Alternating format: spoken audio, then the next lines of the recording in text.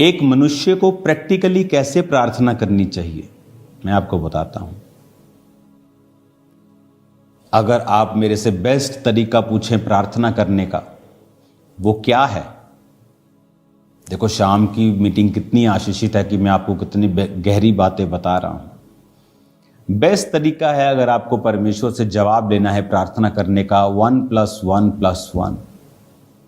1 घंटा प्रार्थना सुबह, 1 घंटा प्रार्थना शाम दोपहर, 1 घंटा प्रार्थना रात को। 1 घंटा सुबह, 1 घंटा दोपहर को या शाम को आप लगा लो, 2 से 3 बजे, 4 बजे, 5 बजे, और 1 घंटा रात को। 1 घंटा आप सुबह प्रार्थना करते हैं, प्रभु तू महान है, हालेलुया, धन्यवाद प्रभु यीशु। जब आपकी 40-45 मिनट की प्रार्थना हो जाती है, फिर आप वर्सेस निकालिए। अगर आपको हीलिंग की ज़रूरत है, यशाया 54 निकालिए, भजन संहिता 103 निकालिए, नीति वचन 3 निकालिए।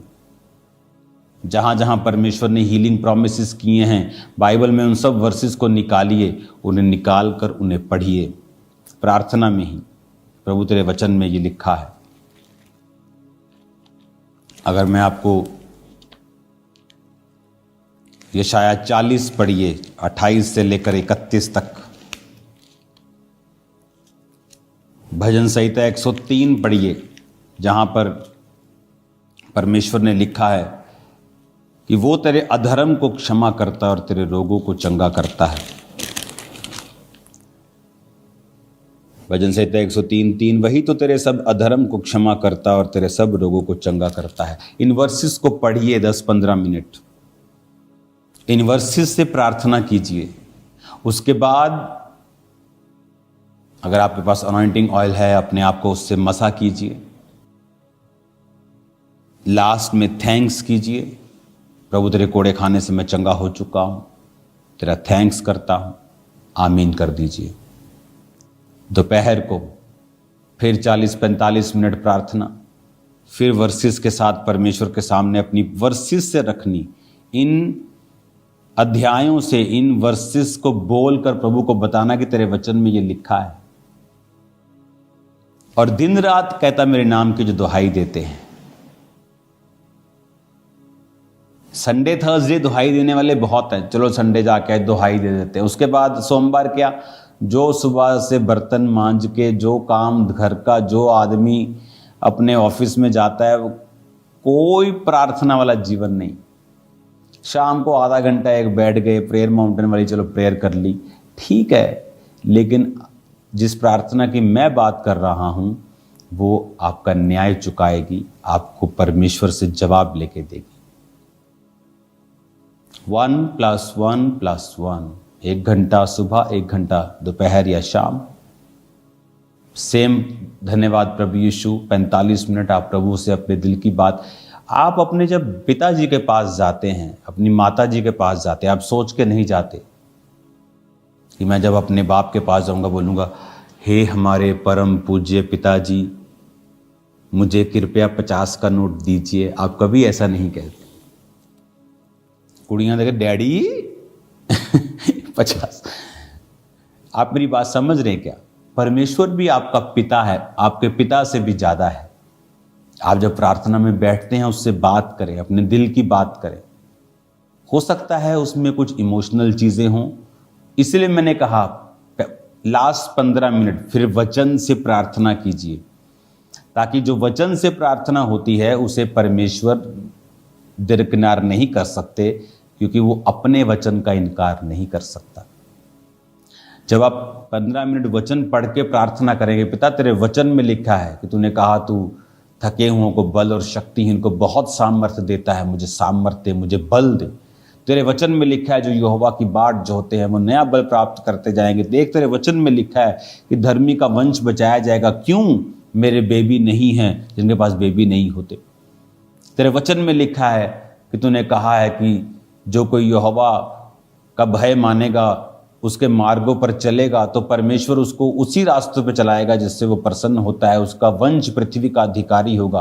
प्रभु मेरा वंश मुझे चाहिए पृथ्वी का अधिकारी होने के लिए, तेरे वचन में लिखा है। इस तरह से आप अपने केसेस के हिसाब से बाइबल वर्सेस से प्रार्थना करेंगे लास्ट 15 मिनट। उसके बाद आप अनॉइंटिंग ऑयल को अप्लाई करेंगे अपने पेट पर। अगर आपको बेबी चाहिए अपने सिर पर, आपको अनॉइंटिंग चाहिए, सुरक्षा चाहिए, आप प्रार्थना करेंगे।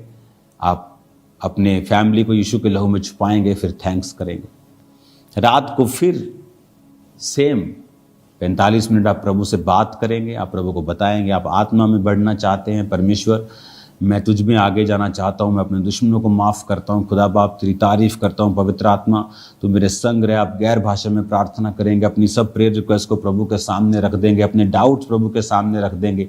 फिर 45 मिनट हो जाएंगे, फिर आप बाइबल निकाल लेंगे और 15 मिनट आप अपनी वर्सेस के साथ परमेश्वर के सामने अपने केस को रखेंगे।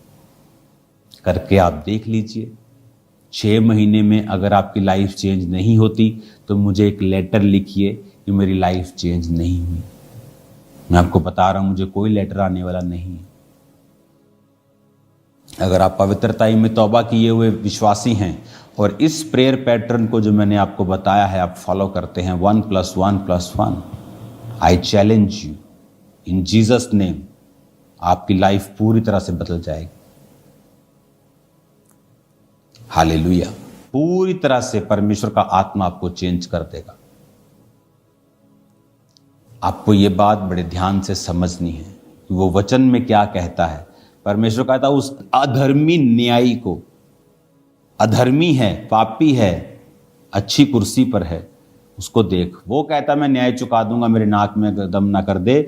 तो कहता तुम मेरे नाक में दम करो। कैसे? शब्दों से नहीं, अपने इमोशंस से नहीं, वचन के साथ। वो वचन का इनकार नहीं कर सकते। वैसे मैंने कहा 45 मिनट पर करो प्रार्थना। उस 45 मिनट में प्रभु के सामने अपनी चीज़ों को रखो, डाउट्स को रखो, उसे शेयर करो, गैर भाषा के साथ भी प्रार्थना करो ताकि आत्मा के साथ भी आपकी प्रार्थना हो जाए। फिर 15-20 मिनट वचन के बीच से करो प्रार्थना। ये नहीं एक बार कर ली फिर 2 दिन बाद कर ली। नो, सुबह, दोपहर, शाम, सुबह, दोपहर, शाम। टीबी का डॉक्टर जब टीबी की दवाई देता है बोलता है एक दिन भी मिस की ना तो दोबारा से कोर्स शुरू होगा। मैं आपको यही कह रहा हूँ, मिस नहीं करना, दिन और रात उसके नाम की दुहाई देते रहना। देखो फिर क्या होता है जब आप वचन के बीच से अपनी प्रेयर रखेंगे कि प्रभु तेरे वचन में लिखा है। अगर कोई बीमार है, मान लो वो नीति वचन 3 पढ़ रहा है, तो वचन में लिखा है। ये सब प्रेयर्स, कौन सी प्रेयर कहाँ लिखी है इसकी बुक में लिख रहा हूं, तो दैट विल हेल्प यू। उसकी बुक में लिख रहा हूं, वो बुक आपको 1 महीने के करीब मिल जाएगी। तो उस बुक में सभी प्रार्थनाएं कहाँ लिखी हैं वो मैंने मेंशन किया है, और प्रेयर भी मेंशन की है कैसे करनी है। हालेलुया। तो इस प्रार्थना से क्या होता है, जैसे मैं नीति वचन 3 उसकी अगर 7 को पढ़ता हूँ, अपनी दृष्टि में बुद्धिमान ना होना, यहोवा का भय मानना और बुराई से अलग रहना, ऐसा करने से तेरा शरीर भला चंगा और तेरी हड्डियां पुष्ट रहेंगी। प्रभु तेरे वचन में लिखा है कि तेरी हड्डियां पुष्ट रहेंगी, शरीर भला चंगा रहेगा। प्रभु मेरे शरीर को भला चंगा कर। इस तरह से आप प्रार्थना करते हैं। तेरे वचन में लिखा है प्रभु तेरी हड्डियां पुष्ट रहेंगी, प्रभु मेरी हड्डियों को पुष्ट कर, मेरे शरीर को पुष्ट कर, ये वाली बीमारी वो वाली बीमारी नाम लेके आप बोलेंगे मेरे जीवन से निकाल दे। जब आप वचन से प्रार्थना कर लेंगे, लास्ट में आप थैंक्स करेंगे, प्रभु आपने मेरी प्रार्थनाओं को सुना, मैं इन जीवितों की धरती पर हूँ, आपका शुक्रगुजारी करने के लिए, आपका थैंक्स करने के लिए मैं रोज आंखें खोलता हूँ। धन्यवाद प्रभु यीशु। सुबह, दोपहर, शाम, सुबह, शाम, रात 3 बार आप प्रार्थना करेंगे। 1 घंटा, 1 घंटा, 1 घंटा, 1 घंटा, 1 घंटा, 1 घंटा। मैंने कहा मुझे फिर लेटर लिखिए 6 महीने बाद। अगर आप की पोजीशन सेम है तो, अगर आपकी लाइफ चेंज नहीं हुई है तो इट्स इम्पॉसिबल।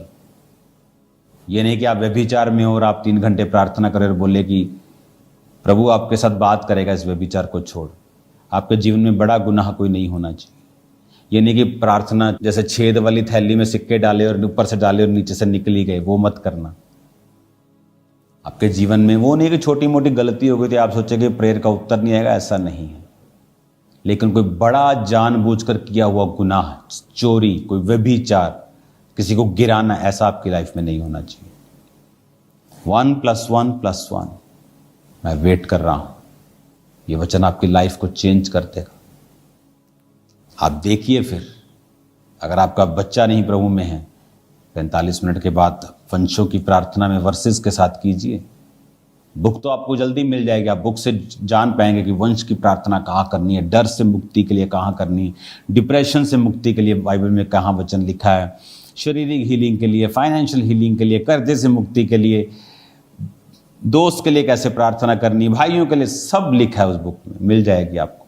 लेकिन इन वर्सेस को खुद पढ़िए, ढूंढिए, आगे बढ़िए, प्रेयर कीजिए, वो आपका न्याय चुकाने के लिए तैयार है। God bless you all. प्रार्थना कीजिए 21 सितंबर तक फास्टिंग में, चर्च के लिए सब सरकारी काम जो है वो हल हों,